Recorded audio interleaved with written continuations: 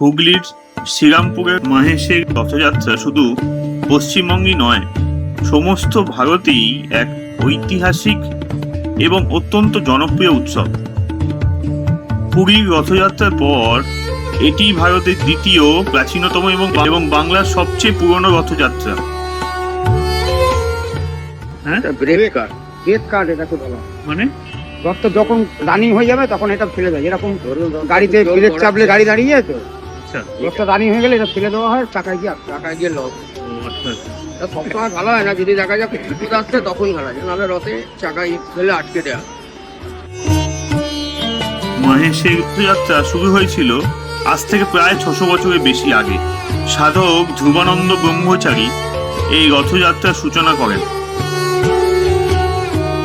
লোককথা অনুযায়ী তিনি পুরী গিয়ে জগন্নাথ দেবকে দর্শন করতে চেয়েছিলেন, কিন্তু কোনো কারণে তা পারেননি।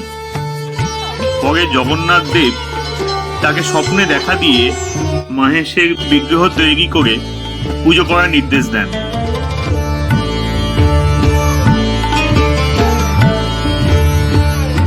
শ্রী চৈতন্য মহাপ্রভু পুরী যাওয়ার পথে মাহেশ পরিদর্শনে এসেছিলেন এবং এই স্থানটিকে নবনীলাচল অথবা নতুন পুরী বলে আখ্যা দিয়েছিলেন।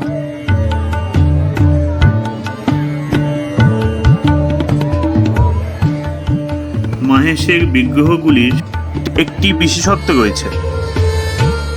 এখানকার মূর্তিগুলো পুরীর মতো প্রতি বছর বা নির্দিষ্ট বছর অন্তর পরিবর্তন বা নবকলেবর করা হয় না। যেখানে এসছো সেখানকার সুনাম দাও, সবসময় দক্ষিণেশ্বর সুনাম দিলে হবে? তাহলে এটা এখানে হয়তো নিয়ম। 1396 সালে নিম কাঠ দিয়ে তৈরি মূল বিগ্রহগুলি আজও পরম যত্নে পুজো করা হয়ে আসছে। কেবল অঙ্গরাগ বা বলতে পারেন রং প্রতি বছর রথযাত্রার আগে নতুন করে করা হয়।